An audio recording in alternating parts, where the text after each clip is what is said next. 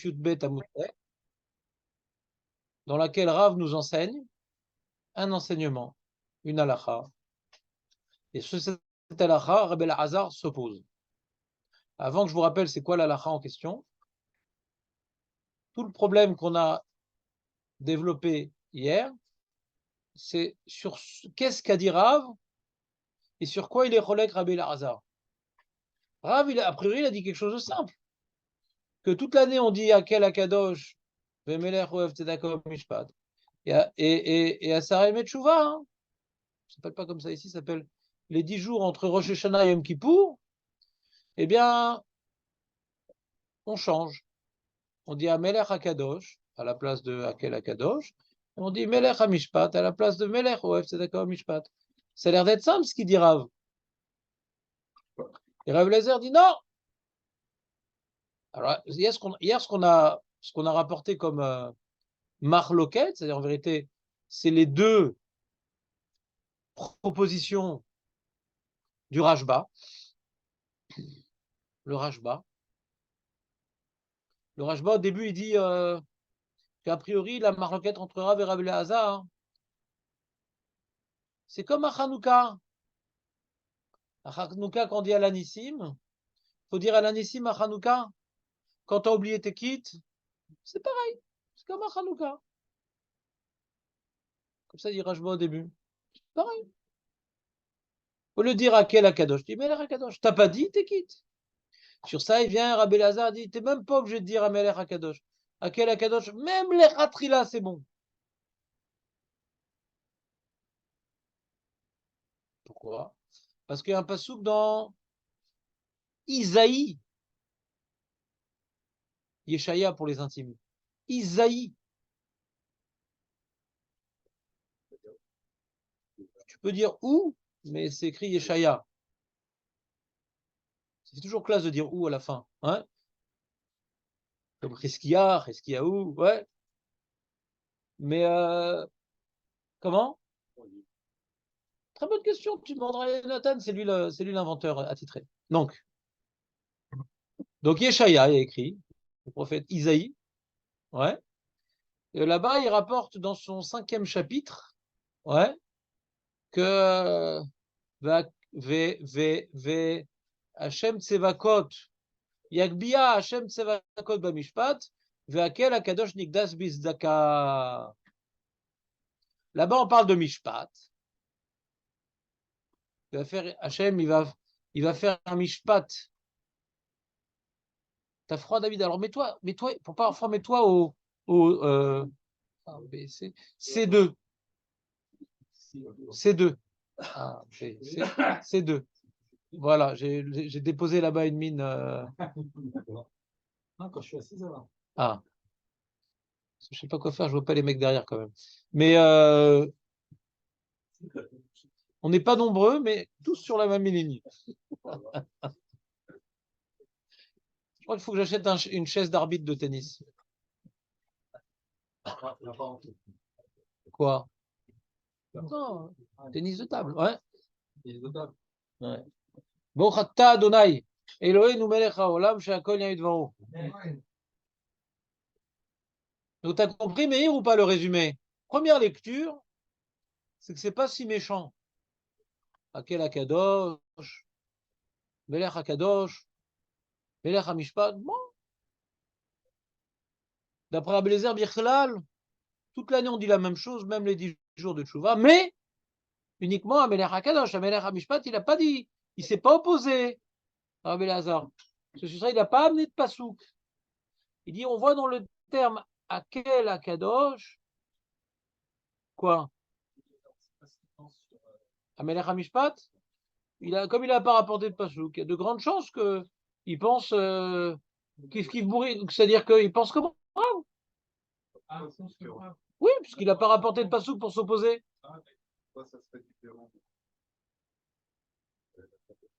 Très très mauvaise question. Ouais.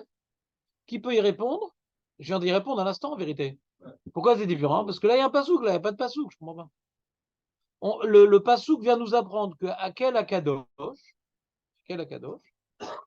dans ces deux mots-là, est sous-entendu une notion que le Dieu est élevé par quoi? Par son mishpat. Bitzdaka, c'est pas l'aumône. Bitzdaka, c'est la justice, il dit. Rashi. Justice. Belaz. Qu'est-ce que j'ai répondu? Qu'est-ce que j'ai répondu? C'est quoi la réponse que je viens de donner, Nathan? Et qu'est-ce qui m'apprend le pasouk? Qu'est-ce qui m'apprend précisément le pasouk? Non. Non. Que Akel Akadosh veut dire, comme Ameler Akadosh, c'est la même chose. Donc, tu n'as pas compris la réponse. Si c'est ça la réponse, Meler Hamishpat, ça n'a rien à voir. C'est les mots Akel Akadosh veulent dire que Hachem, il est élevé par sa justice, en tant que roi. Il est reconnu en tant que roi.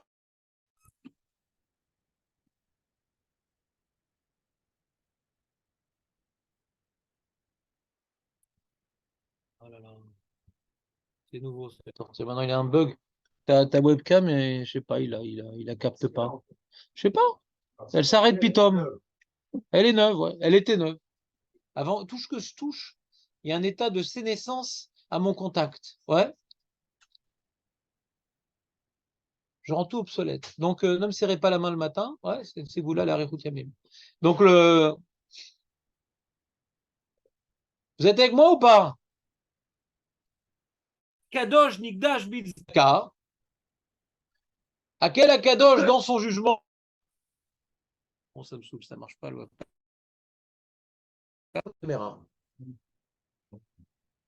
Qu'est-ce que je fais? Ça marche pas. Je pense que c'est l'ordinateur, il a un bug. Parce que la caméra aussi de l'ordinateur, elle marche. Et puis Tom, il l'arrête. C'est avec le zoom. J'ai un dysfonctionnement avec le zoom. Je sais pas ce qui se passe. Quand j'utilise un autre programme de truc, ça marche mieux, mais on peut pas envoyer après le chiot. Google Meet, il est plus. Hein? Je sais pas, non. Non, non, c'est normal. Des fois, ça marche. Non, non, ça n'a rien avec le filtre. Je sais pas, je comprends pas. Tu sais, dans l'informatique, ouais, il suffit d'une petite ligne qui saute, ça fait tout péter. Hein. C'est pas des fois très logique. Et donc, enfin, c'est logique, mais il faut trouver la faille. Il faut trouver la faille et c'est pas mon métier. Donc, c'est un cours audio. Oh, Hachem. Oh, de toute façon, ma tronche. Donc, les amis, c'est clair, à quel Akadosh, quand toute l'année on pense que à quel Akadosh, ouais, toute l'année, c'est déjà une notion de crainte de l'unique tout-puissant qui domine le monde. Il est tout-puissant, il domine le monde. Déjà, il y a cette idée-là dans laquelle Akadosh. Il est au-dessus du monde, il le domine.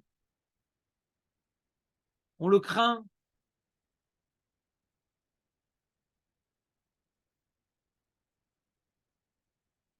D'ailleurs, le Nossar, il n'y a pas ici un Sidour Ashkenaz? Vous avez un Sidour Ashkenaz sur quelqu'un? Vous avez brûlé au chalumeau? Ils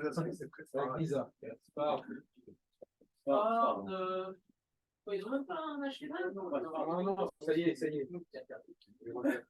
C'est pas beau? La Giza, la Giza.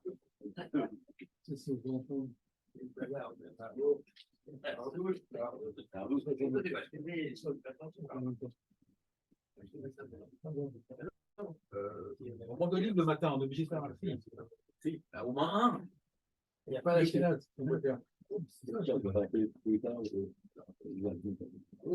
Même Marco, il ne peut pas prendre un livre d'Ashkenaz. Ils n'ont pas besoin, ils sont plus à mort. Non, il n'y a pas de Sidour Ashkenaz. Dommage. Non, Rabat, c'est pas Ashkenaz.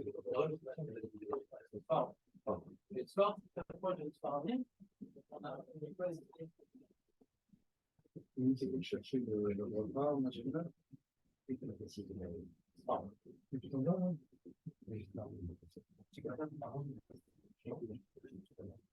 On peut les soirs. On peut pas en Ashkenaz.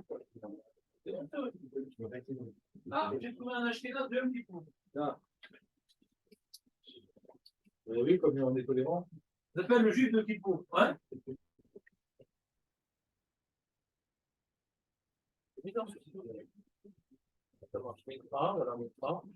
Qu'est-ce qu'ils ont mis le Nossar Sfar Ashkenaz. Oui, c'est comme ça, les Ashkenaz. Non, il n'y en a pas. D'accord, c'est qui le fait. On est à Berlin, pardon, on est pour livre. Il n'y a pas de Tatar Eliyahu non plus. J'en ai un. Vous cherchez pour. Il y a un petit rajout dans certains Nosrarot de laquelle à gauche. Vous voulez Shmasia? Vous voulez Shmasia? Non, non, non, non. C'est complètement bien. Bon, qu'est-ce qu'il y a? Je trouve pas tard. Non, mais il met un petit ajout à Ishmasia. Kadosh. Est-ce qu'ils ont mis dans le Tatar Eliyahu?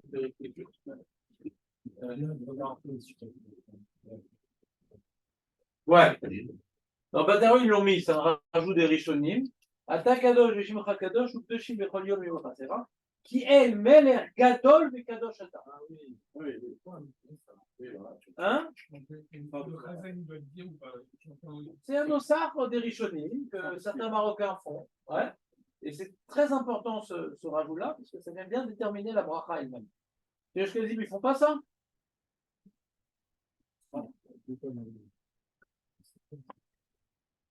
Je relis. Ata Kadosh Veshimcha Kadosh. Ata Kadosh Veshimcha Kadosh. Vous le faites ça normalement.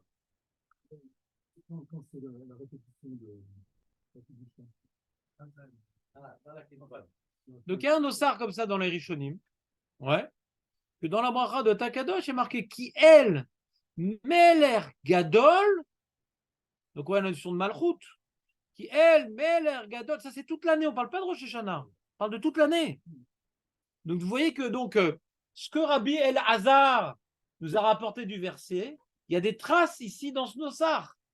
C'est quoi? Ael Akadosh, El Meler Gadol ve Kadosh Ata. C'est une notion de Malchut. Vous comprenez ou pas? Parce que je vous expliquais le problème. Non, non, Julien.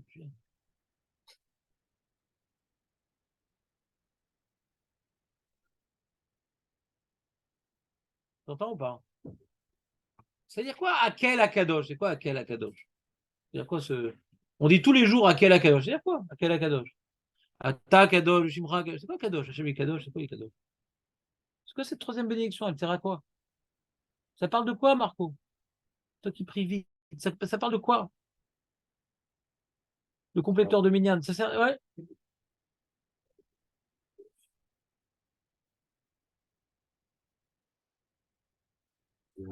Hein? Je n'ai pas entendu? Le Rajba. Le Rajba. Jusqu'à présent, nous on croyait que Kadosh, ça veut dire Nifdal. C'est quoi Nifdal? Les Ma'alam Asagatenu. Il est au-delà de notre Asaga, de notre compréhension. Il est tellement tout, il est tellement grand, il dépasse notre réalité, il est immatériel, il est au-dessus du monde, il est dans le monde, il fait vivre le monde, mais il n'a pas besoin du monde. Il est une réalité qu'un être limité de chair et de sang ne peut pas concevoir. Comme ça, on avait expliqué pendant des années, c'est le Drashot Haran, il explique comme ça, j'ai vu le Gaon de Vilna, il explique cette bracha comme ça. C'est que dire, après qu'on a dit que Hachem, il est Magan Avraham, mais il est tout puissant, on n'a encore rien dit parce qu'il est Kadosh, de toute façon. Il est au-dessus, au-delà de toute compréhension. Ça s'appelle en français, il dépasse notre entendement. Il dépasse notre entendement. Vous connaissez cette expression ou pas? Désormais, oui. Donc, il dépasse notre entendement. Alors, c'est malin, si Kadosh, ça veut dire dépasse notre entendement, quand tu dis Meler à Kadosh, Meler, au contraire, on est en train de dire que il y a un enjeu dans Meler à Kadosh de prendre conscience justement de son dévoilement. Que oui, il intervient, que oui, il est présent, qu'il est le roi. On le rend plus, pas matériel, mais on le rend plus proche de notre réalité. Non, sa mère, encore une fois, c'est une invention. Ce n'est pas écrit en Gemara, c'est la chassidoute. C'est une invention de la 2 siècles. Meir Bassadeh, c'est une nouvelle notion. Tu verras ça ni dans le Zohar, ni dans la Gemara. Ouais, c'est Chabad. C'est uniquement Chabad. C'est même pas chassidoute, c'est uniquement Chabad. Donc c'est bien d'avoir des connaissances Chabad, mais ça s'appelle pas des connaissances générales. Il n'y a rien de faux dans ça. C'est dommage que tu retiennes de Elul une notion, ouais, qui est exclusivement liée à une certaine chassidoute assez complexe. Ouais. Donc, c'est pas que c'est faux, mais c'est dommage de résumer par une idée partielle. Il n'y a aucun problème. Bekitsour, on reprend. Donc le Meler, la Malchout, c'est quand Imlor, Hata, qui se dévoile quelque part. Et la Doucha, c'est qu'on ne peut pas être Massigoto. Alors c'est vrai, on peut expliquer et dire que quand il va se dévoiler, on comprendra que même quand il se dévoile, il dépasse notre entendement. On peut toujours expliquer. C'est pas impossible. C'est pas impossible. Et c'est vrai que quand on parle de dévoilement, alors ça veut dire que il y a quelque chose qu'on va plus comprendre, qu'on va plus saisir. Les gens vont comprendre, le monde va comprendre. Il y a un dévoilement. Même si on ne va pas tout comprendre, mais on va plus comprendre. Vous comprenez ce que je veux dire ou pas à la fin des temps? On ne va pas mettre Hachem en boîte, jamais. Mais ce qui sera plus accessible. Pas dans sa réalité, mais au moins hein, dans son règne, dans sa relation avec le monde. Des choses qui seront plus accessibles. Et on avait vu l'année dernière, on avait vu le Rashba, et Julien, dans sa puissance, s'est rappelé de ce Rashba. Et quand on dit Akel Akadosh, ça veut dire Akel Ayachid. Kadosh, c'est-à-dire Meyuchad. Quand par exemple tu te maries avec une femme, elle n'a qu'un homme, officiellement. Ouais, c'est ça le mariage. Elle est Miyuchedet Lo. Donc c'est-à-dire quand maintenant Hachem il est Kadosh ou Echad. Maintenant, ces deux notions ne s'opposent pas, ouais. C'est-à-dire la notion du Echad. Tu vois, par exemple, quand on dit David, il n'y en a qu'un. C'est vrai et c'est faux. Non, c'est vrai et c'est faux. Parce que c'est vrai que Bidou comme David, il n'y en a qu'un. Alors je ne dirais pas est-ce que c'est pour le bien ou pour le mal, mais en tout cas, en valeur absolue, il y a des qualités que d'autres ont aussi, des défauts que, enfin, il n'y en a pas beaucoup, mais et que autres aussi. Et cette symbiose-là, il y a des gens qui ressemblent un petit peu. Donc, même si on est tous un peu uniques, mais on est composé d'éléments, ouais, de qualités, de défauts, qu'on peut trouver chez d'autres personnes. Maintenant, la composition finale, elle fait qu'on est un peu unique, mais on a des points en commun avec tous, quoi. Vous comprenez ce que je veux dire ou pas? Alors qu'Hachem, quand il dit il est Echad, c'est-à-dire En Kedugmato, c'est-à-dire il est un, ça veut pas dire qu'il n'y a pas d'autre Dieu. C'est-à-dire qu'il incarne une unité, une notion un peu philosophique, mais il faut la connaître. Pourquoi il faut la connaître? Parce que c'est l'enjeu du Kriyat Shema, de méditer Shema Israël, Hachem le Kenu, Hachem Echad. Il y a un devoir de méditer sur la hardoute d'Hachem. Il y a un devoir de méditer. C'est quoi Echad? Echad, c'est pas uniquement il n'y a pas d'autre Dieu. On ne dit pas Shema Israël, Hachem et le Kenu, En Od. On ne dit pas En Od. On pourrait dire En Od. Vous voyez ce que je veux dire? On va. Hachem et le Kenu, En Od. Non, Hachem Echad. Il y a une différence entre il n'y a pas d'autre et il est un. Est-ce que vous voyez la nuance? Il n'y a pas d'autre, c'est-à-dire c'est le seul des dieux, et il est un, c'est-à-dire il incarne une unité. D'ailleurs, en philosophie, ça s'exprime différemment. Il y a l'unicité divine, il n'y a pas d'autre Dieu, et l'unité divine, qu'on ne peut pas le couper en morceaux. Donc, le fait que nous, on est tous composés de chair, de sang, de neshama, de gouffre, ouais, de passion, d'intelligence. Vous comprenez ou pas? Nous, on est un élément composite. Tout ce que Hachem a créé dans le monde, c'est composite. Hachem, il n'est pas une composition de différents éléments. Il est tellement Echad que nous, on ne peut pas comprendre son unité. Donc, ce n'est pas deux notions opposées. Son Ichoud, il dépasse notre entendement. À nous, il faut qu'on travaille pour essayer de réaliser combien il est Echad et qu'il est partout, mais il ne se limite pas à la matière. C'est des notions très difficiles à comprendre. Le Echad, il dépasse notre entendement. Mais il faut travailler sur cette idée-là. Pour méditer combien maintenant, comment dirais-je, il inclut le monde. Parce qu'il y a un truc très, très, très étonnant. Pour vous donner juste un exemple, c'est-à-dire quoi? Qu'il est Echad et que ça dépasse notre entendement. Juste un exemple. Ouais. Hachem, il vient faire vivre chaque élément du monde. Ouais. Donc, c'est-à-dire quoi? Il se confond avec le monde? Non, il est au-dessus du monde. Donc, c'est bizarre. En philosophie, ça s'appelle est-ce que Dieu, il est transcendant ou immanent? Je ne sais pas si vous vous rappelez de ces termes-là. Transcendant, c'est il est au-dessus. Il transcende. Donc, il n'est pas limité par son monde. Et transcendant, au contraire, il est dans le monde. C'est-à-dire que si maintenant, je respire maintenant, c'est Hachem, et à l'instant même, il m'a insufflé quelque chose, et ce qui m'a insufflé, ça émane de lui qui est source de vie. Donc, quelque part, il est en moi, quoi. Je suis Dieu. Non, il est au-dessus de ce monde.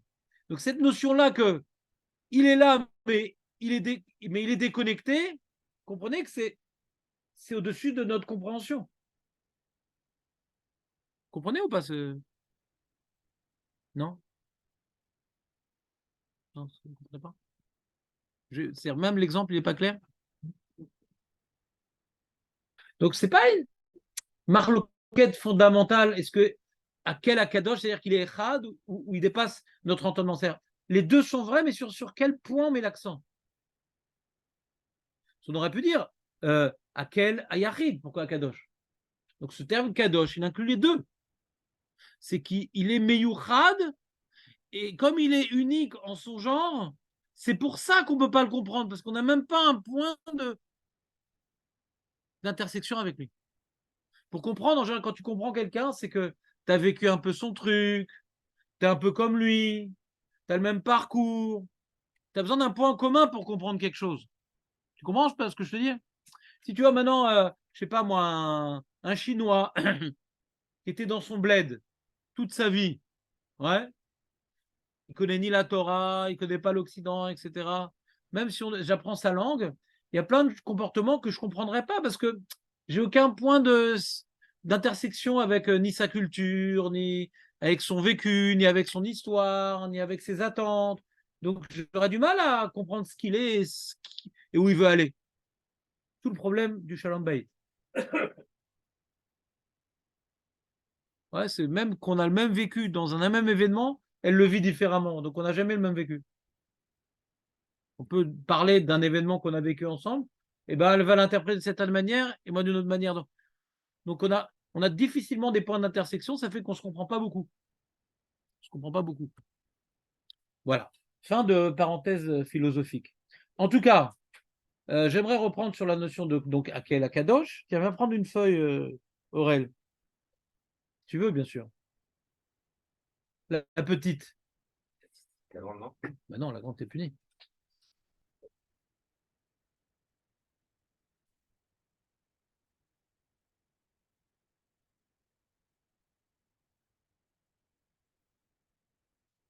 Donc, quand maintenant on finit les 3 premières bénédictions destinées à louer Hachem et à prendre conscience qui il est, on doit dire il est bon avec nous, Magan Avraham, ouais, il a créé notre peuple et il perpétue notre peuple.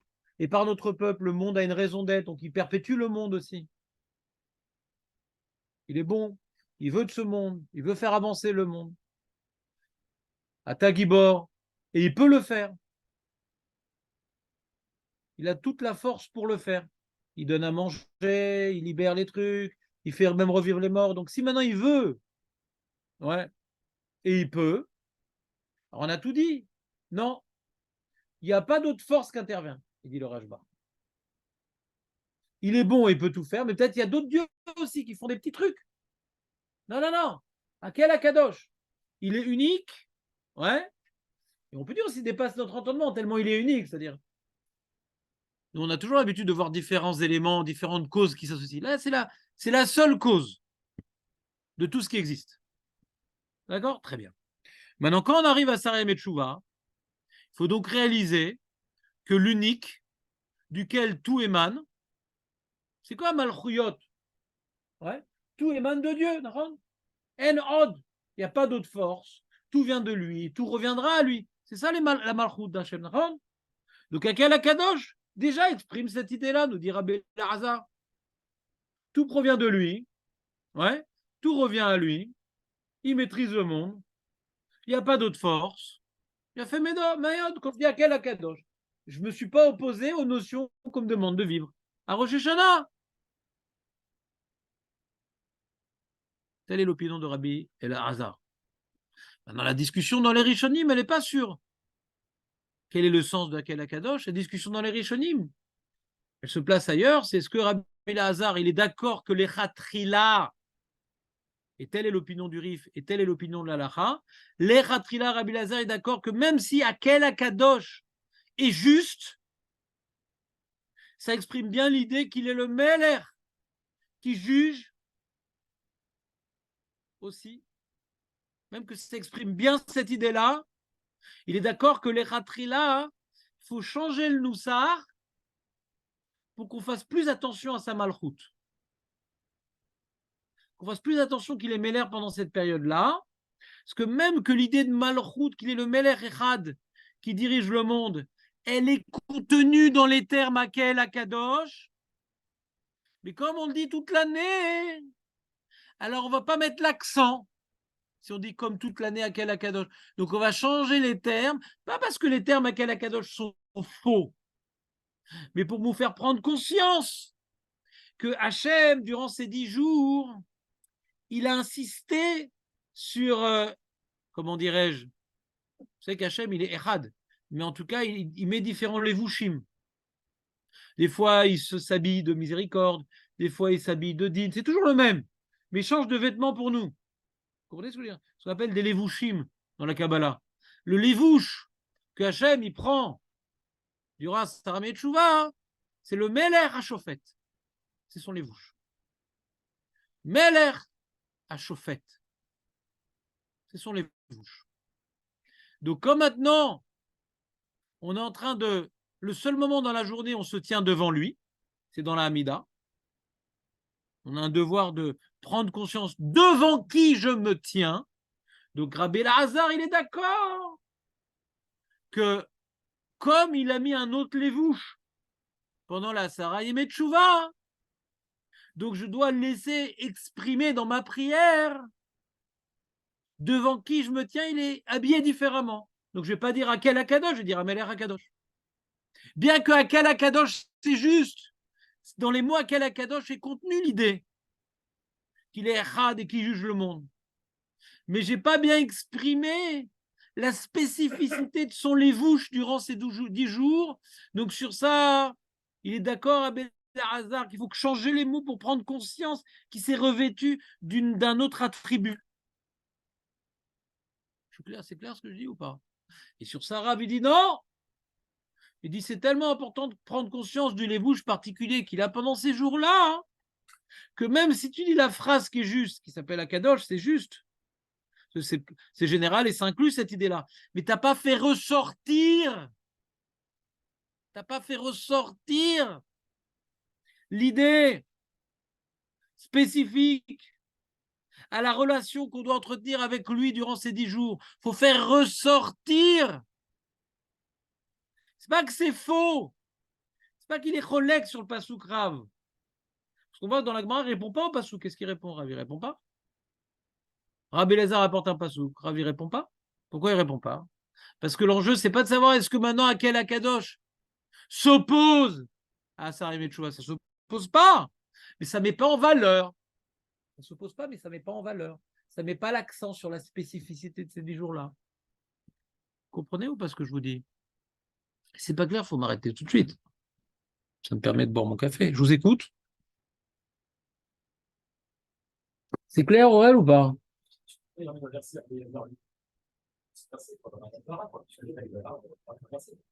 D'où tu sais que dans Akel Akadosh, la notion du Mishpat est présente dans ça. Le roi qui est chauffette. Il faut te aider.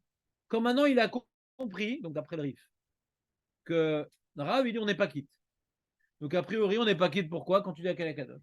Parce que c'est une définition divine dans laquelle n'est pas contenu la notion de Meler qui est chauffette, à quel Akadosh. Il vient Rabbi Elazar, non, pourquoi on n'est pas quitte? Dans quel Akadosh? C'est cette idée-là. Donc il rapporte le verset. On est quitte, parce que c'est vrai que dans Akel Akadosh, où tu vois Meler, où tu vois Mishpat, faut faire toute une réflexion. Il est Yachid, il est comment dirais-je, il est Echad, et Echad qui est impressionnant. Kadosh, c'est quelque chose d'impressionnant. Il est Echad impressionnant. Donc, si on pousse un peu l'idée philosophique, on comprend que on a des comptes à rendre à ce Echad, et tout émane de lui, et si tout émane de lui, donc quand je ne comporte pas comme lui, alors on va être jugé. Quand quelqu'un, maintenant, il est je vais donner une image. En général, c'est quand on se comporte bien qu'on a des images. Mais là, je vais donner quand même une image. Un mec, maintenant, il est sous respiration artificielle. D'accord? Il est conscient qu'il est sous respiration artificielle? Des fois, oui. Ouais. Alors, je ne sais pas, c'est peut-être un mauvais exemple s'il est inconscient. Donc, il est obligé d'être branché à un truc qui lui donne, je ne sais pas, moi, un produit qui le fait vivre. D'accord? S'il enlève le produit, il meurt. C'est-à-dire? Plus il comprend qu'il est conscient de dépendre de cet intraveineux, je ne sais pas, par exemple, je n'ai pas d'exemples médicaux rigoureux parce que je n'ai pas fait des études de médecine. Bon, Hachem, je n'ai pas beaucoup d'expérience dans les hôpitaux.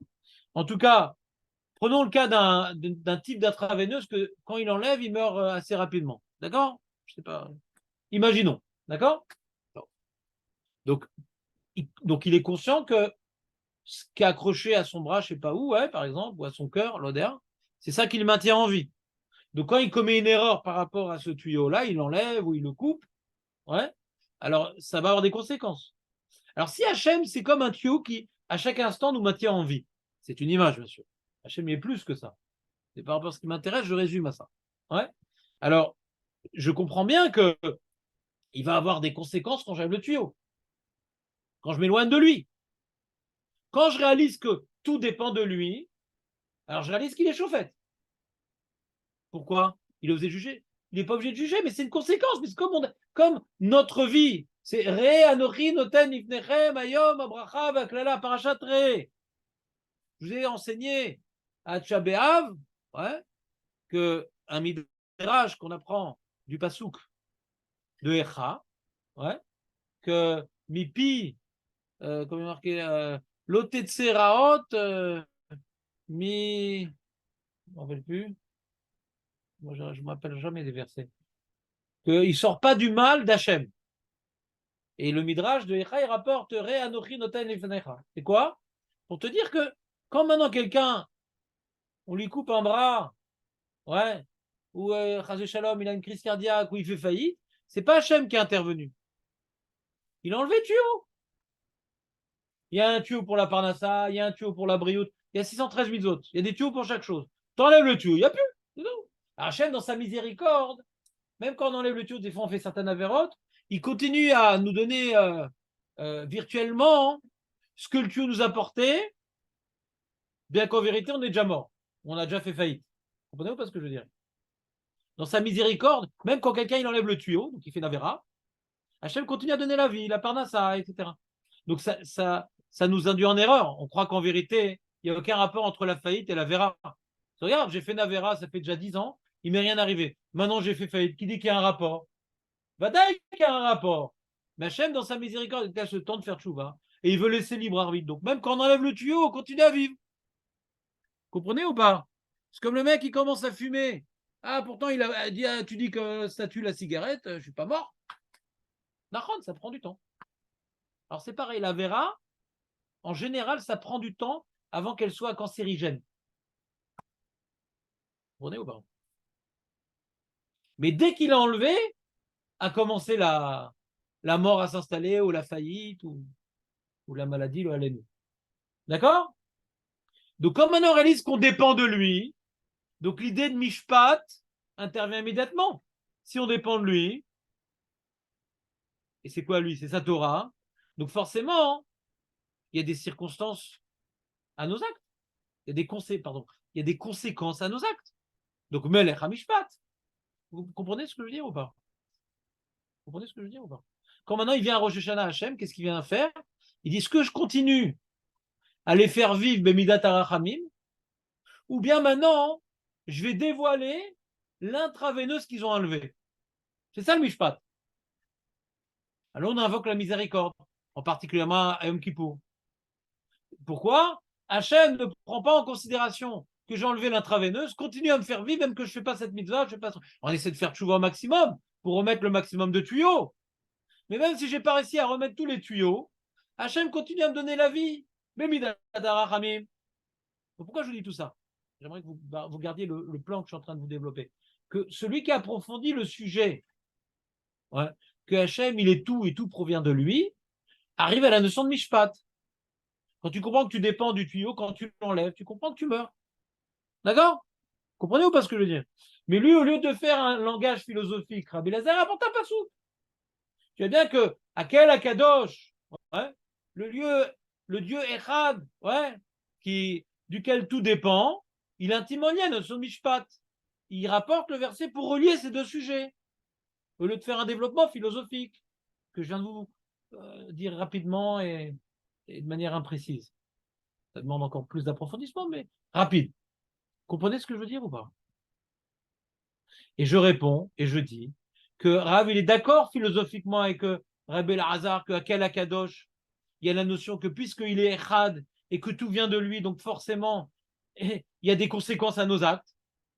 Donc l'idée de Mishpat, elle est liée à ce Shem. C'est vrai qu'elle est liée à ce Shem. Mais on ne la fait pas ressortir assez bien. Dès qu'on ne parle pas du Meler explicitement à Sarem et Tchouva, alors même si l'idée de Akel Akadosh est également liée à la notion de Meler qui juge, mais on ne l'a pas assez bien exprimé, donc d'après Rav, on n'est pas qui. Il faut faire ressortir le lévouche spécifique que Hachem, il vient endosser durant ces 10 jours. Est-ce que c'est clair? Non, mais vous n'êtes pas là pour dire oui. Si c'est pas clair, dites-le moi. Dans celle de Mishpat, il y a Meler, pour elle, c'est d'accord Mishpat. Il est déjà le Meler là. Kol hakavod. Kol hakavod. Non, c'est une question. Très très bonne question. C'est-à-dire, c'est pas directement là ce que je viens d'expliquer, parce que moi pour l'instant je viens d'expliquer la bracha d'Akel Akadosh, mais la question est bonne. Non, pas tellement, un petit peu. Par rapport à ce que je viens d'expliquer, vous avez des questions? Maître Baruch. Bernard, c'est ton dernier jour aujourd'hui, ici. T'as encore 120 ans à vivre, c'est ton dernier jour ici. Ah oui. Tu reviens pour les fêtes? Oui. Ah, tu viens pour Rosh Hashanah, tout ça? Ah, dommage, on avait un Minan pour Rosh Hashanah. En plus, on n'a pas Minan encore. Tu viens pas toi cette année, hein? Je passe pas. Les 2 jours?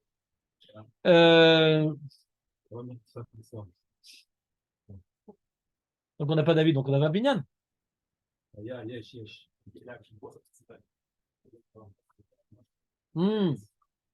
Magen David. Il ne fait pas Nénou, Magen David. Ils font tous ensemble à voix haute. Ouais, c'est bien. Le matin. Tu as raison. Ah ouais, Ils veulent faire la sieste. Ils font honnête, non? Non, ici, non, vers 6 heures, mais il y a une pause. Non, quand? Ce matin. Ah, ce matin. Top, Bekitsu. Bernard, résumé.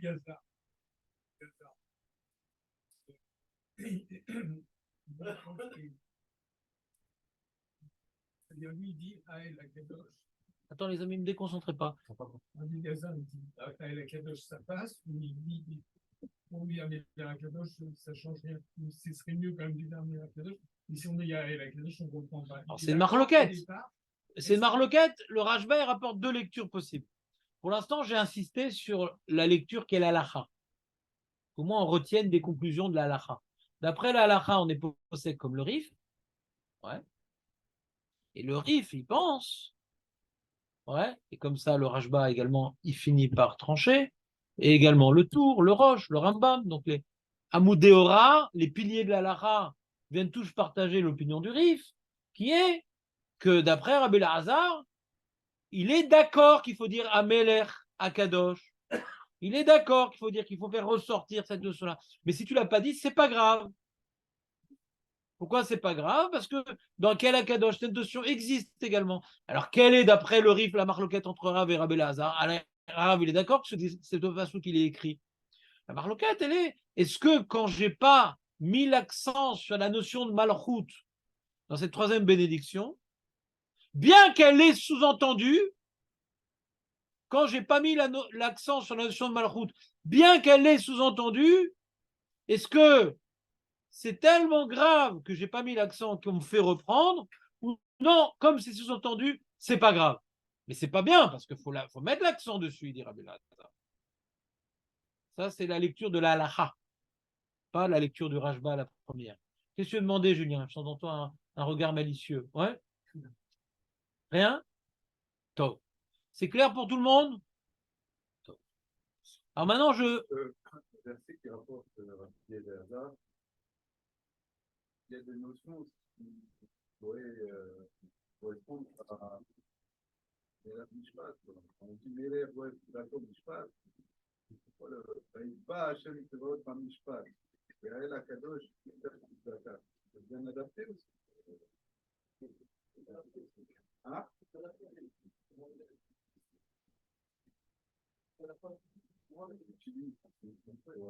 Kadosh.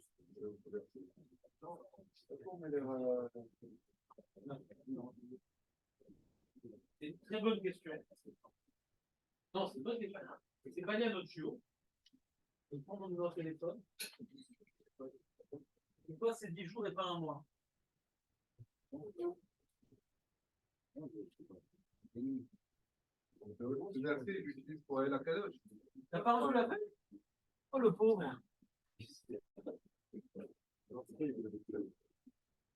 Non, j'ai mal vu mon compte. Il y en a un qui est venu en trop. Qui c'est qui est venu en trop? C'est Jenny. Il y en a un.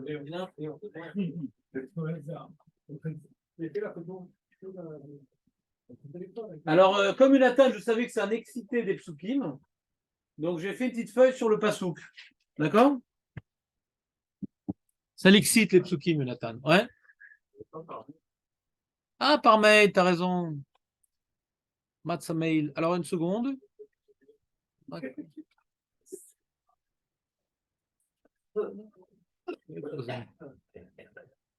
F-O-Z. Non, reste là, David. Ouais. Voilà. Alors, je ne sais pas pourquoi je viens de faire ce que je viens de faire.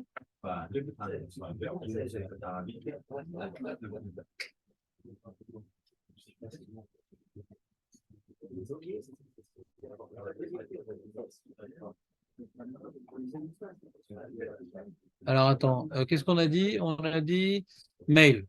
Donc, mail, c'est... Donc, de quoi tu parles? Tous les jours, je me pose la question quand on fait des Vaïr avant pour se prosterner. On avait étudié ça. Quoi? Vaïr avant, Hachem, on se prosterne, on se lève comme pour la Mida, on se courbe. Quoi? Comment on fait? Comment vous faites? C'est fort le matin. Ouais. Comment vous faites? Non, De c'est tous les quoi? jours, j'aimerais bien savoir. Ouais, c'est dommage. Hein? Attends une On l'a seconde. étudié? Je sais pas, peut-être. Une seconde, attends. Juste, excuse-moi, David. Tu t'en vas là? Qu'est-ce qui se passe? Non, parce que déjà, Une seconde, parce que là, j'ai les gens, ils m'attendent aussi. Ils veulent Bernard, par mail. Attends, touche pas, touche pas, touche pas. Non, c'est ça va.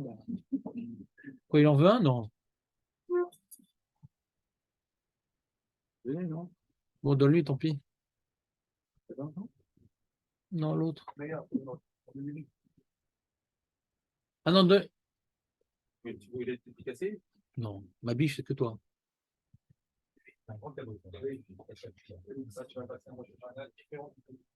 Il faut prier dedans. Hein. Sinon, on est puni. Attends une seconde. C'est cool. Hein? Fausé. Ah, voilà. Je l'ai.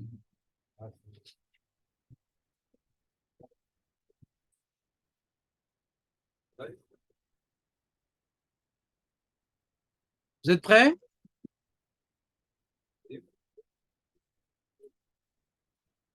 Ciao les amis, on continue le show. With. Donc, je sais pas.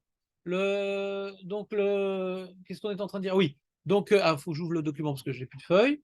Ouais. Donc maintenant, on a donc un verset qui a fait couler beaucoup d'encre dans notre page Yudbet à Moudbet. Que veut dire Akel Akadosh? Et donc, Rabbi Elazar apporte ce verset-là. Et je me suis dit, ça serait intéressant de voir Bémet, qu'est-ce qui veut dire ce verset précisément et dans quel contexte il a été écrit. Alors, globalement, donc, la feuille que je vous ai donnée propose différentes, comment dirais-je, comment on dit en français ouais, je sais pas, donc j'arrive pas à le dire. Donc, j'ai fait donc une introduction, un regard synthétique sur le livre de Isaïe, après un regard synthétique sur les différents chapitres pour arriver jusqu'au 5e chapitre, et après l'explication de la partie du 5e chapitre qui nous amène à ce verset-là. Pour comprendre globalement qu'est-ce que Isaïe recherche dans ses prophéties, globalement qu'est-ce qu'il a commencé à développer jusqu'au 5e chapitre, et globalement ce chapitre-là, qu'est-ce qu'il veut nous enseigner pour comprendre de quoi il parle précisément ce verset-là. C'est clair? Donc il y a 3 niveaux de, comment dirais-je, de recul. Un recul sur tout le livre, un recul sur la première partie du livre et un recul sur le chapitre avant d'arriver au verset. C'est clair? Donc, le prophète Isaïe, Yeshaya, il était de la tribu de Yehuda, il descend également de David Ameller, ouais.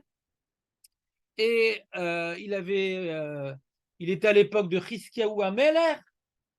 Donc l'époque de Chizkiyahu Ameller, c'est une époque très particulière parce qu'il a vu l'avènement de l'empire assyrien qui a donc vaincu les 10 tribus d'Israël.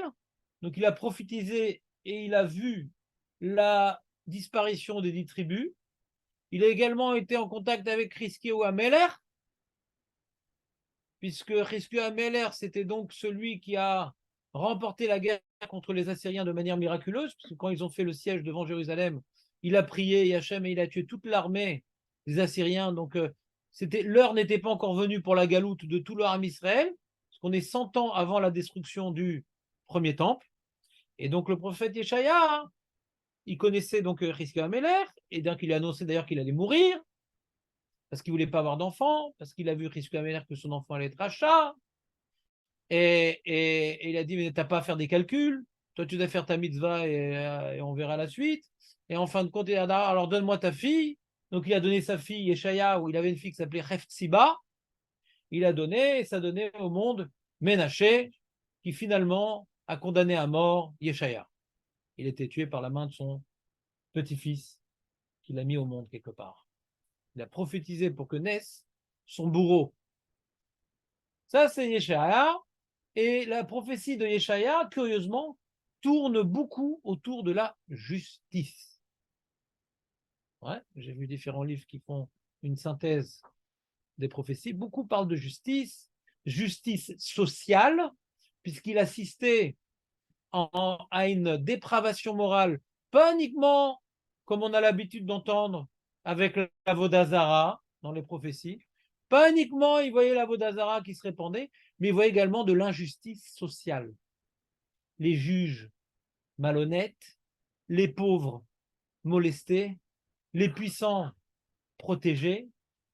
Donc il a assisté à cette injustice et il venait beaucoup crier que vous êtes complètement débiles, ouais, vous êtes des abrutis, tellement ils avaient une grande bracha, ils avaient une grande prospérité. La prospérité les faisait tomber dans l'état avot, et l'état avot leur faisait oublier, l'état avot, les recherches de plaisir, leur faisait oublier leur responsabilité morale à titre individuel et à titre social, et ça amenait à leur perdition. Et il leur disait, vous êtes tellement noyés dans votre recherche de plaisir que seul un Khorban pourra vous faire ouvrir les yeux.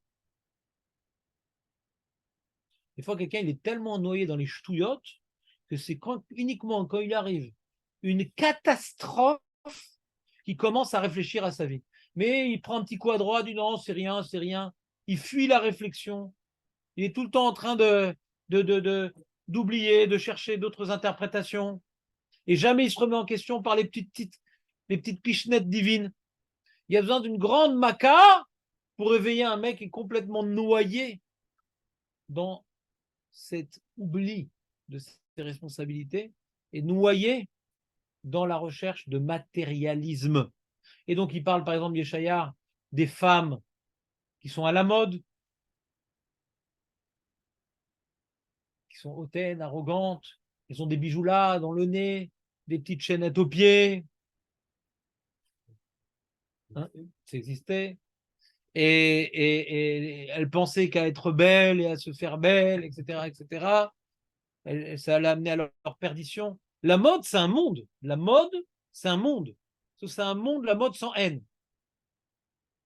Un monde sans haine, c'est la mode. Voilà. Hein? Ah, et Dom, la mode. Ah, on sent qu'il a écouté des conférences de Rabbanit.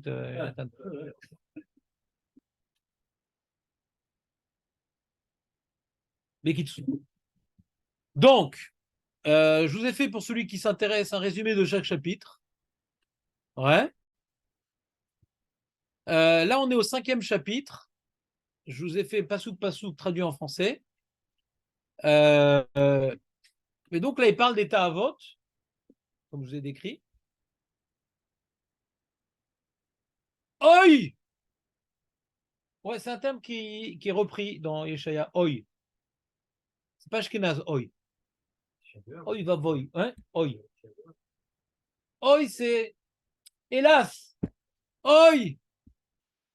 Mashkime va boker shechar irdofu. C'est le Polonais qui à la boker, il trempe son croissant dans son demi. À la boker, déjà, il est dans sa picolerie. Il demande au barman de passer moi un demi. Il a bu la moitié, il restait plus rien déjà. Oi mashkime va boker shechar irdofu. Malheur à ceux qui se lèvent tôt le matin dans l'intention de poursuivre la boisson. Miachere ba nefesh. Et c'est ceux qui tardent. Nefesh, c'est la nuit. Nefchef, c'est la nuit. Ouais. Yahin yadlikem.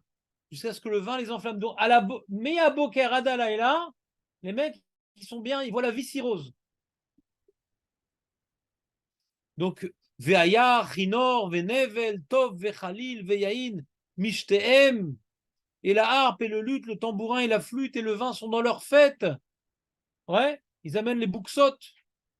Vet po'el Hashem lo yabitu. Ou maase yadav lo raou.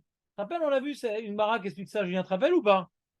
Vet po'el Hashem lo yabitu, maase yadav lo raou. Tu te rappelles cette mara, Julien, ou pas? Ouais. Alors j'ai rapporté dans les notes. Donc il dit, mais ils ne regarderont pas la réalisation de l'Éternel. Ils n'ont pas étudié la Torah grâce à laquelle. Quand tu es tout le temps en train de faire la fête et avoir une bouteille de vodka sous les aisselles, ouais. Alors tu peux plus étudier la Torah. Tu es complètement dans l'inverse de la Torah, c'est l'alcool. La Torah, ça amène slilut adat. Bien maintenant, comprendre chaque chose, interpréter, juger. Ouais. D'ailleurs, les sages du Sanhédrin n'ont pas le droit, mi chatouille, pas soul, l'ifsok, halakha. On n'est pas suffisamment lucide quand on est sous l'effet du vin, même un révite de vin, et donc on n'est pas saoul d'être possèque. Si à Pourim, on va voir un rave pour être possèque une halakha, il ne peut pas répondre. Il peut montrer où c'est écrit dans le Mishnah Torah, mais lui, il ne peut pas être possèque. Et donc, quand maintenant tu es dans l'alcool, tu n'es pas dans la Torah. Donc tu ne réfléchis pas à ce qui t'arrive. Si tu n'es pas dans la Torah, tu ne peux pas interpréter ce qui t'arrive. Un mec, il lui arrive une épreuve dans la vie. Ouais. Il ne peut pas comprendre pourquoi il a eu cette épreuve-là. Parce qu'il ne sait pas qu'il a fait une avéra. Ou il ne sait pas que par rapport à cette avéra, Mida Kenegad Mida, il mérite la punition précise qu'il a. Donc il ne sait pas ce qui lui arrive. On ne peut pas interpréter ce qui nous arrive si on n'étudie pas la Torah. Déjà, on ne sait pas ce qu'on a fait de mal et on ne comprend pas ce que Hachem il fait. Contre nous ou pour nous. Grâce à laquelle ils peuvent prévoir ce que leur désobéissance risque de leur faire subir.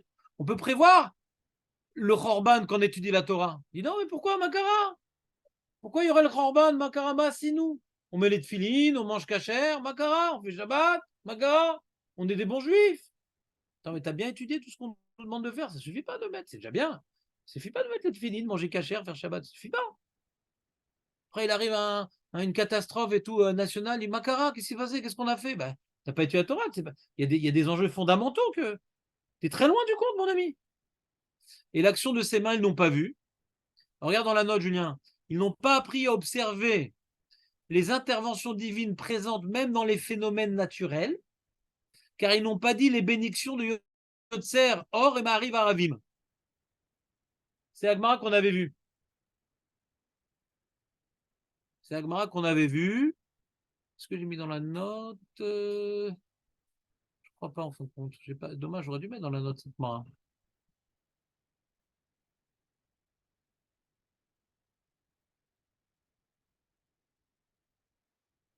Non, j'ai pas mis, dommage.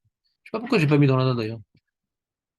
C'est quoi ce pasouk? C'est Aleph, Yud Gimel, He, Yud Gimel et Yud Bet, pardon. Non, j'aimerais voir comme c'est quoi l'adresse, je ne me rappelle plus, je crois que c'est dans Brachot. Hein. Je crois que c'est dans Brachot, mais je vais vérifier parce qu'on l'a vu, c'est dommage. Yeshaya, He, Yud Bet. Voilà. Non, reste David.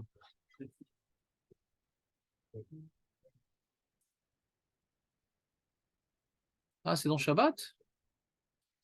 C'est dans Shabbat, j'ai l'impression.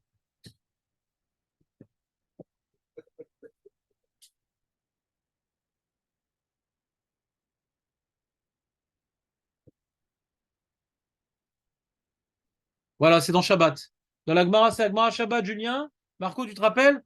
Kouf Yutet Amoudbet. Amar Rabbi Abaou. Lo Charva Yerushalayim El Abishvil chez Bitlu Kriyat Shema Shacharit Varvit. Lama, la Beth Amikdash était détruite parce qu'ils ont annulé Kriyat Shema du matin et du soir. Alors c'est marrant parce qu'on voit ici, le matin et le soir, ils boivent. Donc c'est pas loin du Pshat. Au lieu maintenant de réfléchir à Hachem, ce qui est le schéma, le matin et le soir, ils boivent.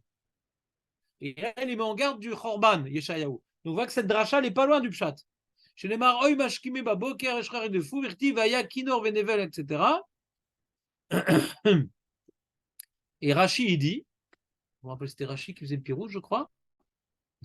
Rashi, il dit, excusez-moi, je vais vous lire dans un instant.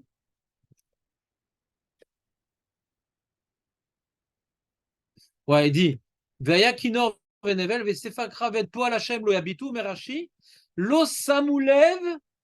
Écoutez bien, c'est très important.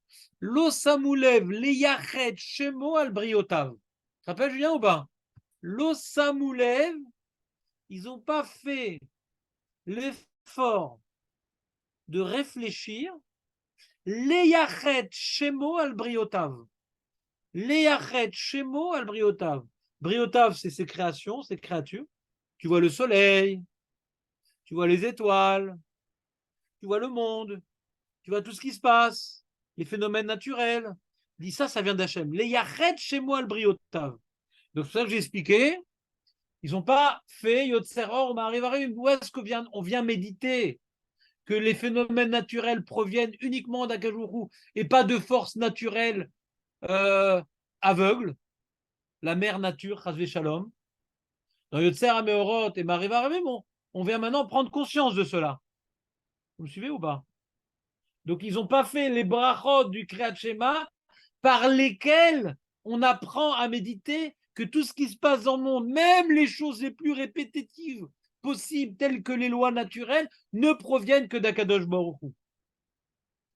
Quand tu commences à méditer à ça, que même ça provient d'Hachem, donc tu vas réfléchir à toutes les conséquences de tes actes aussi, ça provient d'Hachem. C'est un début. Mais Loïd Bonenou, ils étaient en train de se saouler. Au lieu le matin et le soir de faire Kriyat Shema et d'être mis de bonen au changement de luminosité et d'obscurité qui témoignerait de phénomènes naturels. Non, non, c'est Hachem qui change. Ou Mechadesh Betuvo, Bechol Yom Maaseh Bereshit. C'est bon ou pas? On continue. C'est un petit rappel. Shabbat Kufyutet Amoudbet. La reine Gala Ami Miblida. Donc on voit, la dracha d'Agmara, tu as vu, elle est très proche, du Pshat. La reine Gala Ami, il va être exilé, mon peuple. Miblidat, il va même pas comprendre ce qui va lui arriver. Makara, pourquoi il y a la galoute? Makara, qu'est-ce qu'on a fait de mal? Il était cachère, le vin. J'ai fini un tonneau de vin badats. Ils comprennent pas ce qui leur arrive. Si tu réfléchis pas que tout vient d'Akadosh Baruch Hu, T'étudies pas la Torah qui t'amène à comprendre ce que tu dois faire et ce que Hachem te fait en permanence. Alors quand il arrive un événement aussi grave que la galoute, même ça, il comprend pas. Alors t'imagines les petits événements de la vie, il comprend rien. Même ça, il comprend pas. Ou Gvodo Meteraav, Gvodo, c'est les nobles du peuple. Ouais. La noblesse, il meurt de faim. Ve'amono tzichet et la majorité a soifé. Donc c'est Mida Keneged Mida, ouais. Alors que ils meurent de faim, ils sont assoiffés et ils comprennent pas que c'est pour les punir de ces festins qui n'en finissaient plus. Vous voyez le Mida Keneged Mida? Voilà. Là, c'est un super Mida Keneged. Ils comprennent même pas ce qui leur arrive. Bah, c'est nous. C'est caché. Belachen, Ichiva, Sheol Nafsha. C'est pour cela que la bouche des abîmes de la mort s'est ouverte de manière démesurée. Comme ils ne comprennent pas, Ichiva, Hachem, il a agrandi. Sheol, c'est le trépas, les abîmes de la mort. Ouais. Le Sheol, il a agrandi sa faim, quoi, Nafsha, sa volonté d'engloutir. Tellement il ne comprenait pas. Même dans la galoute, il ne comprenait pas. Donc, Maka, Vetrecha, Vetrecha, Vetrecha. Ou Peara, Pila, Liblichok, elle a. Ouais. Elle a ouvert sa bouche en grand. Veyarad, Haddara, elle engloutit sa splendeur, Vehamona, Veshehona, Ve'alazba, et le grand nombre qui peuplait Jérusalem et sa joie. Va Ishach Adam, va Ishpal Ish, et se prosternera chaque homme et s'humiliera chaque personne. Donc la galoute et la punition, elle va, il y a d'abord galoute, d'accord, exilé. Après punition, la faim, la soif. Ils comprennent toujours pas. Après, il y a plein de morts. Jusqu'à ce qu'ils se comprennent. Il y a plein de morts jusqu'à ce qu'ils comprennent. Et là, se prosternera chaque homme et s'humiliera chaque personne. Et les yeux des personnalités se baisseront. Les gvoïm. Enfin, tous ces gens-là qui se croient tout permis, qui croient posséder la richesse, l'intelligence, le pouvoir, et qui abusent de leur pouvoir, de leur force, de leurs droits, de leur argent, pour faire ce qu'ils veulent, comme ils l'entendent, et faire souffrir qui ils veulent, selon leurs moindres caprices. Ils seront obligés de baisser les yeux et de reconnaître Vaigba Hashem Tsevakot Bamishpat, Vakel Akadosh Nikdash Bizaka. Il a été rehaussé l'Éternel des multitudes. Ce que je vous expliquais hier, ouais, Hashem Tsevakot. L'Éternel des multitudes. Je vous l'ai expliqué hier, Hashem Tsevakot. Vous vous rappelez ou pas? Par la justice. De quelle justice qui a été faite? Déjà, ils ont été punis, Midé Keneged Mida, mais tous les puissants qui faisaient du mal, ils ont dû reconnaître leur place. Sarakol, c'est des briodes d'Akajourou, ils ne sont pas si puissants.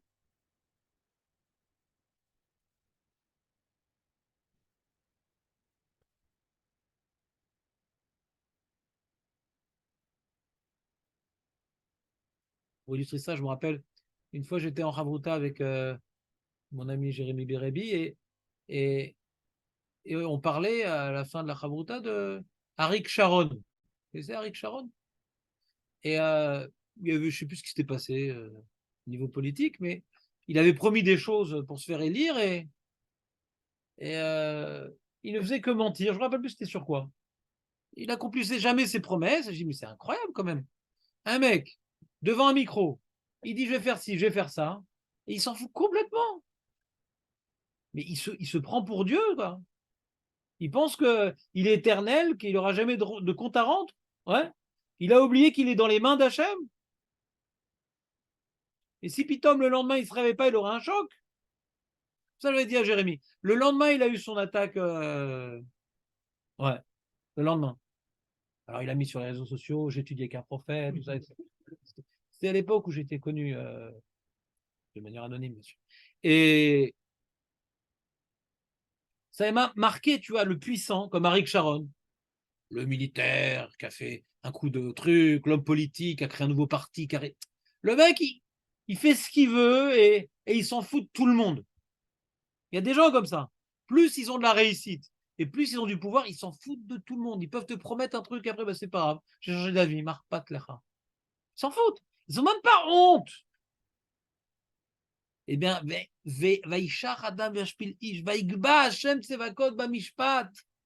quand ces gens qui se prennent pour Dieu reconnaissent qu'ils ne sont que des créatures,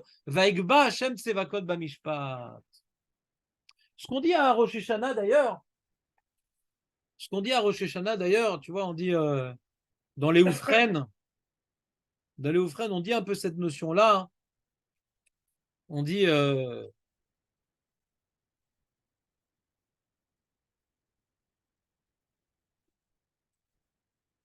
ouais, là c'est terrible parce qu'on parle des Juifs. Une seconde. C'était pas dans les Oufrènes, c'était où ça? C'était où ce truc-là? Attends une seconde, laisse-moi me rappeler.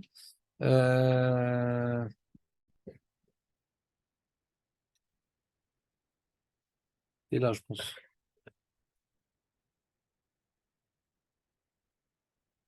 Voilà. Veeda kol paoul qui ata per alto. Ouais. Veavin kol yetzur qui ata yetzarto. Vayomar kol asher neshama beapo. Tout celui qui a la neshama dans son nez. Hein? Qu'est-ce que tu as, Aurel, qui est caché derrière le pilier? Ouais? Tu crois que c'était quoi, toi? Ah non. La colère vient du nez. Parce que quand Hachem il se met en colère, marqué Vaïchar af. Il a agrandi le trou de ses narines. Oh, Vaïchar af. Quand tu t'énerves, tu viens. Voilà. Donc, af. Pourquoi af? C'est la colère. Parce que c'est ce qu'on appelle, c'est un faux ami. Ouais, un faux ami. De quoi? Que la colère, c'est pas le nez. Mais la colère passe par un agrandissement des narines. Vaïchar af. D'accord? Mais af, c'est le nez. Quand on parle de colère divine, c'est charon af. Charon af. L'agrandissement des narines du nez. C'est bien entendu un anthropomorphisme, ouais, puisque Dieu n'a pas de narines. Même le Dieu des armées n'a pas de narines. Ouais. Donc il dit comme ça, Vayomer kol asher neshama beapo. Alors j'avais expliqué, j'avais des mécorotes, mais je ne les ai pas marqués dans mon livre. Les orgueilleux qui croient que leur vie est dans leur nez. Tu crois que tu vois,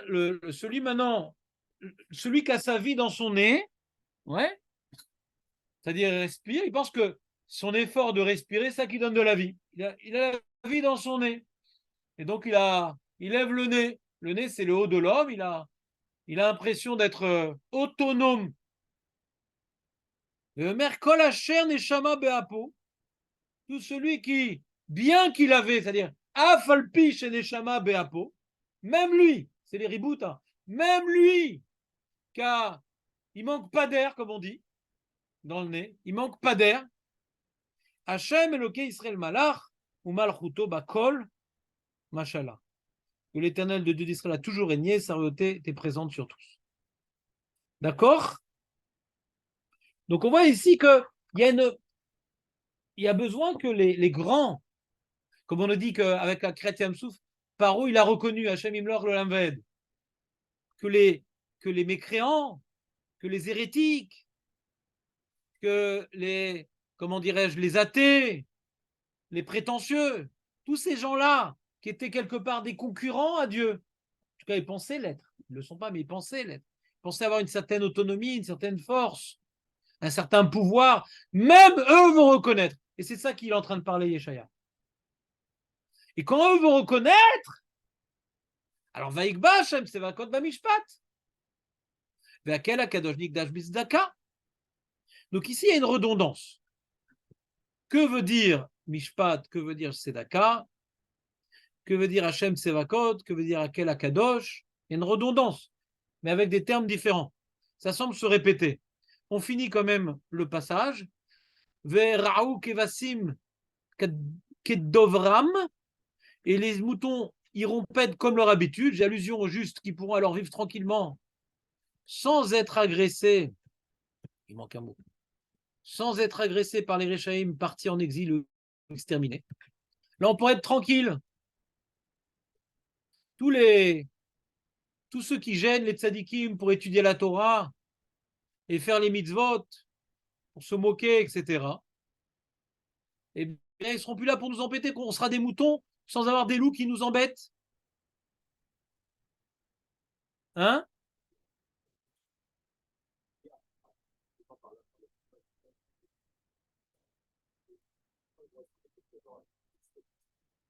Non, non, on parle de la fin. La fin.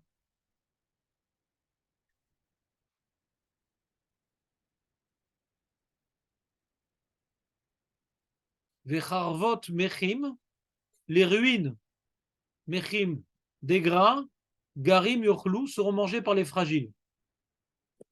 Pourquoi on parle des moutons et des fragiles? Si on parle des goïms qu'on gagnait, ouais, on peut appeler ça les moutons, les fragiles. Mon pirouche, il est inspiré quand même des Mefarshim. Là, j'ai pas marqué la source, dommage. Je vais regarder parce que Julien, il a une question, il n'est pas d'accord avec mon chat. Il a le droit. Il a tout à fait le droit. Oui, c'est le Targum Yonatan. Il part Nesun Tzadikaya. T'entends ou pas, Julien? Venir se Reshaya Tzadikaya Yechasnun. Rachid Tzadikim Anim Shalim Keeder Arechalim.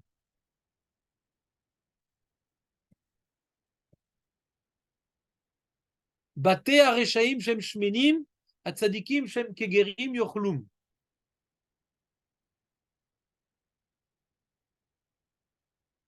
Mais le Ben Ezra, il explique comme toi.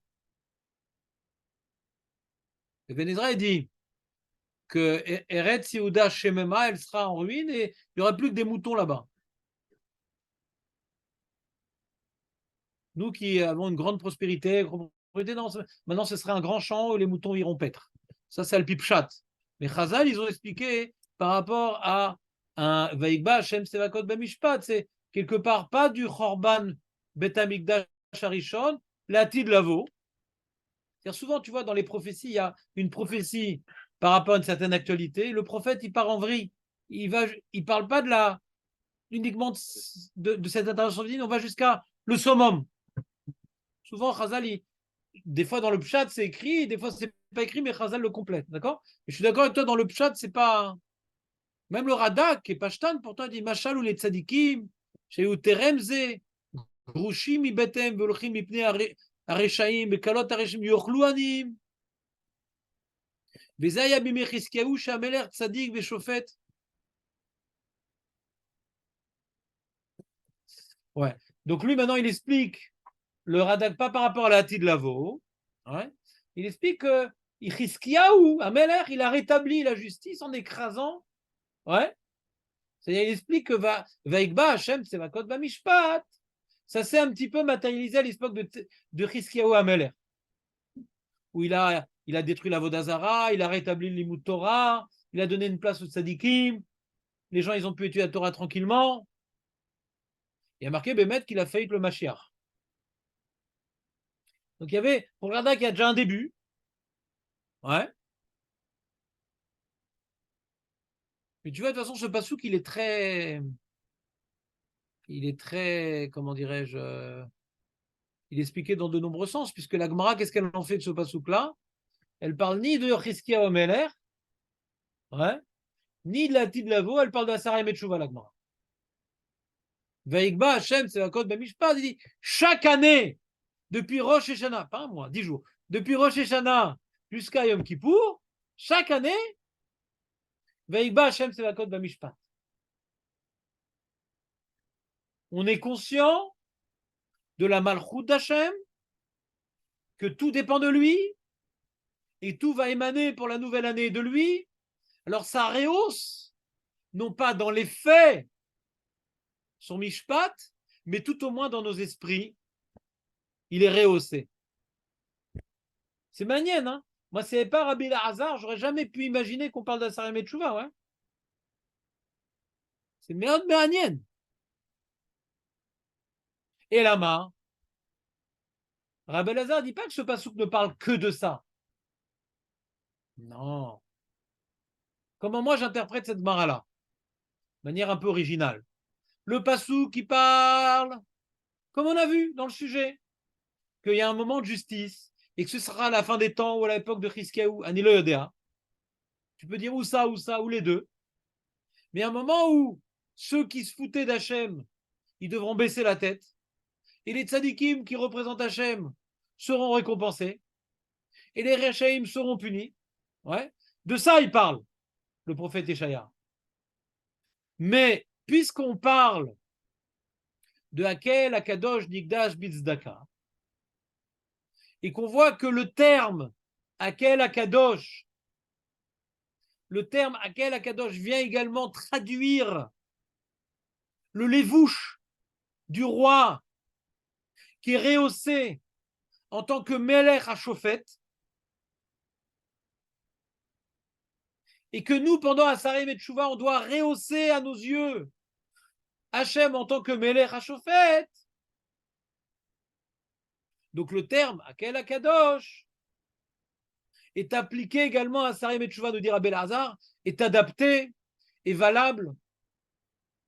Mais je ne pense pas qu'il veut nous dire ce passou qui parle exclusivement des Asarim et Tchouva. Je ne pense pas qu'il veut s'opposer frontalement à la lecture littérale qu'on est en train d'étudier ensemble. Mais qu'on a chaque année, il y a quelque chose qu'on va vivre un jour, avec le Mashiach, que chaque année, on peut déjà vivre un peu. Quand le Mashiach va venir, ouais, Oufren, Tzadikim Irou, Veismachu, Vechoulé, les Rechaïm vont baisser la tête, les Tzadikim vont lever la tête, et un jour, on verra ça. Mais à Sarem et Tchouva, on le ressent déjà, que c'est en potentiel. Hachem, il est en train de juger les Rechaïm, les Tzadikim, il est en train de juger ce que Bémet, cette année-là, va être la bonne. Ça veut dire quoi, Jonathan, cette année-là, ça va être la bonne? C'est que tu vas gagner au loto? La Géoula. Souvent, dans Rosh Hashanah, on ressent et tout, et tout. J'ai une grosse affaire commerciale, ou j'ai une opération, ou j'ai un problème avec un enfant, cette année va être la bonne, que j'ai plus un problème avec cet enfant, ou que bien, ma parnassa va se régler, ou j'ai ça dans ma tête. Ça c'est pas ça qu'on doit penser à Rosh Hashanah. Exclusivement. On a le droit de tout demander à Hachem. Hein. Hachem, il est généreux, il n'y a pas de problème. Mais la bonne année, c'est quoi? C'est que ce soit l'année tant attendue. Que le monde soit tel que Hachem veut qu'il soit. Et donc, du coup, s'il y a la Géoula, la parnassa ne sera plus un problème, la santé ne sera plus un problème, et les enfants ne sera plus un problème. Ça ne veut pas dire qu'on n'aura pas des épreuves, on n'aura pas un travail à fournir, mais ça ne prendra pas les proportions qu'on a aujourd'hui. Aujourd'hui, tout prend des proportions énormes. Il y a une petite infection, on coupe le bras. C'est ce qui se passe en Galoute. Alors, quand il y aura le Mashiach, une petite infection, et on aura le moyen de le soigner. Mettant un petit peu de coton, il y aura encore un travail. Aujourd'hui, des fois, tu rentres dans une situation, tu ne sais pas comment tu t'en sors. Il n'y a pas. Tu sens qu'il n'y a pas. C'est à la Galoute. Il n'y a pas. Tu te sens dans le trou jusqu'au cou. Il n'y a pas. Bezrat Hashem. On finit le document. Oi! Moshre Avon! Bechavle Hashav! Malheur à ceux qui se laissent tirer par la faute, par des cordes mensongères. Arrête, Aurèle, arrête. C'est pas possible. Mais t'as tout dit.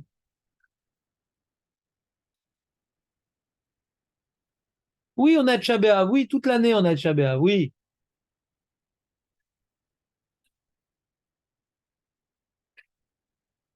Toute l'année, on doit pleurer sur le Beth Amikdash. C'est le tiers de notre Amida. Oui, toute l'année, on doit penser à la Géoula. Oui, quand est-ce qu'on met le paquet sur l'horreur de nos actes contre le Beth Amikdash, Tisha B'Av, et qu'on pense à la Géoula et qu'on regrette la Galoute, c'est toute l'année. C'est pas lié à Tisha B'Av, c'est toute l'année. C'est pour ça que dans le mariage, on doit casser un verre. C'est pour ça que quand on construit une maison, c'est quelque chose qui est permanent.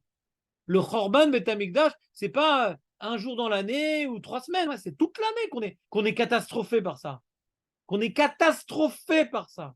Sauf qu'on doit maintenant être paralysé à Tisha B'Av et on doit être dynamisé par ça pendant l'année. Tisha B'Av, on est paralysé. Pendant l'année, on essaie de dynamiser pour pas qu'il y ait Tisha B'Av. Mais c'est 2 manières différentes de vivre le Chorban. Mais le Chorban ne peut pas quitter nos esprits.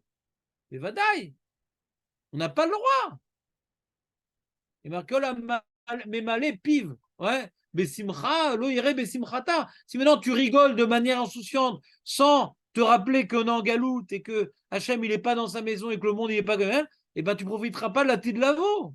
C'est quelque chose qui doit être un manque pour nous vital. C'est comme un mec, on lui a coupé les 2 jambes, il ne peut pas l'oublier.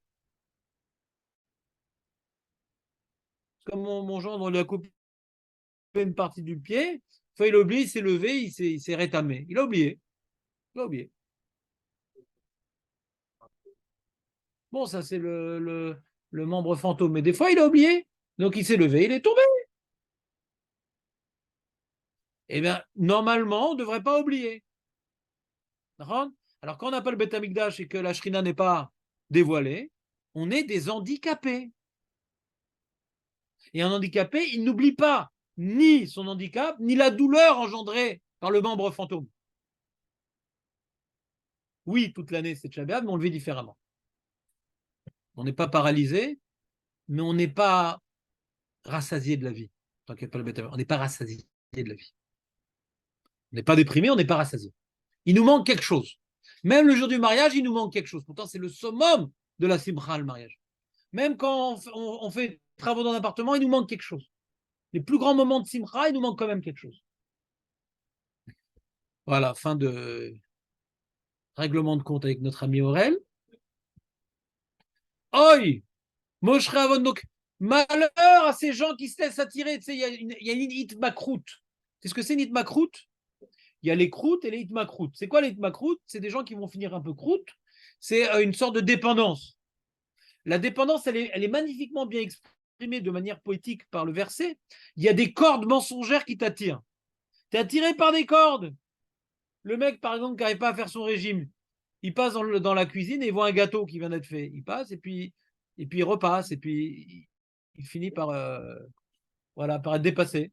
Et il dit, c'est vraiment pas du gâteau. Bah ouais, on voit, il n'y en a plus maintenant. Ouais, c'est plus du gâteau maintenant, c'est plus qu'une assiette. Ouais.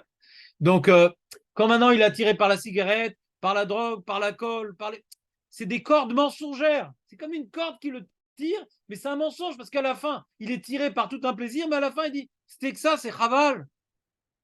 C'était que ça, c'est chaval. T'as vu? Bechavle Hachav. Ah, ils ont bu, ils ont trouvé, mais qu'est-ce qu'il y a? Quand ils se lèvent avec leur gueule de bois, c'est comme si qu'ils ont payé, ils ont reçu un chèque en bois. La faute les tire comme la charrette par la corde. Aravot, c'est également un synonyme de corde. Avot aragala, la corde de la charrette, rata. La faute, elle est comparable à la corde qui tire la charrette.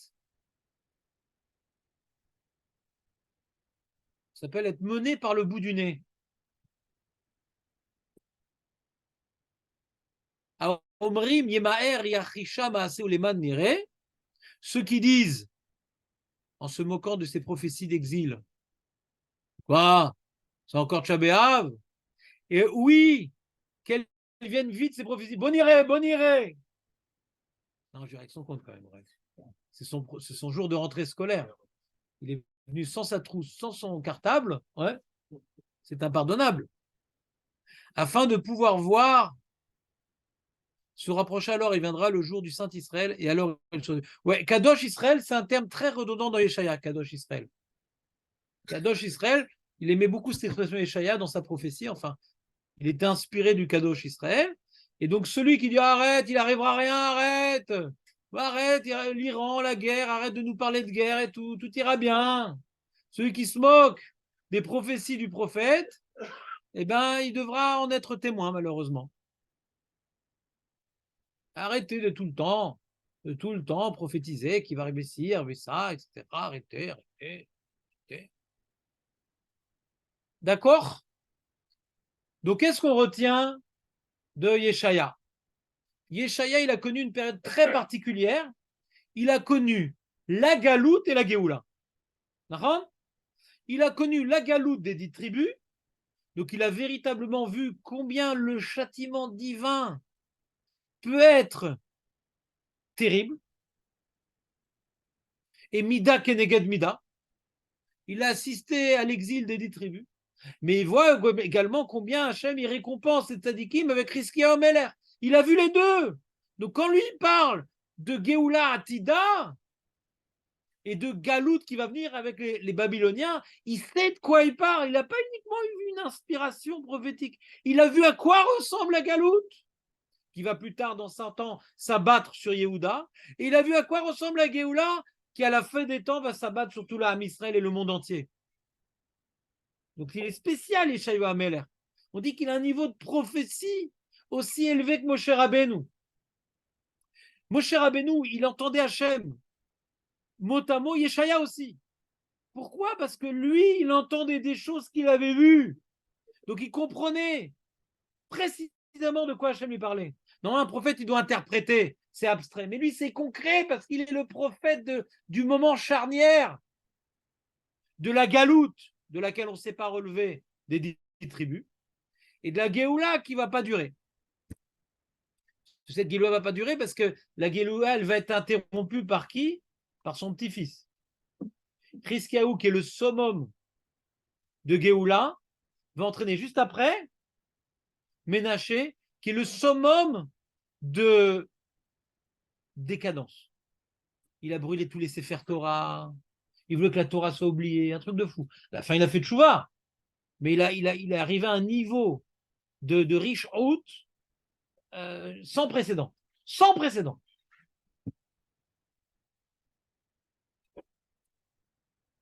Et je vais vous dire un petit secret, ouais.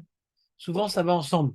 Quand tu as un summum de spiritualité, des fois, tu as une fatigue et tu es plus à l'écoute de tomber. Et là, la chute, elle est terrible. Et on voit ça dans l'histoire du peuple juif. Il y a une période de chizouk, et hop, ça retombe, mais pire qu'avant le chizouk. Parce qu'il y a un écœurement, des fois, un écœurement. Tellement, c'est vrai que des fois, il faut avancer à son rythme, il ne faut pas aller trop loin dans le chizouk, parce que après, l'écœurement va entraîner une chute plus grande que ce que je faisais pas avant. Vous comprenez ou pas ce que je veux dire? Et là, c'est ce qu'on voit avec Chizkiyahu et Ménaché. Un truc incroyable. Voilà, c'était sympa. Donc nous, pourquoi on a rapporté tout ça? Pour dire Vaïkba Hachem Sevakot Bamishpat. Il y a la deuxième partie de la feuille qu'on n'a pas encore fait. C'est comprendre ce passou qu'on a. Donc on a compris Yeshaya de manière générale, on a compris ce chapitre de manière générale, de quoi il parle. Maintenant, on va demain étudier le passouk précisément, qu'est-ce qu'il veut dire, et voir maintenant dans notre fila et dans la Gemara à quoi on fait allusion quand on rapporte ce passouk-là. À demain, les attachés.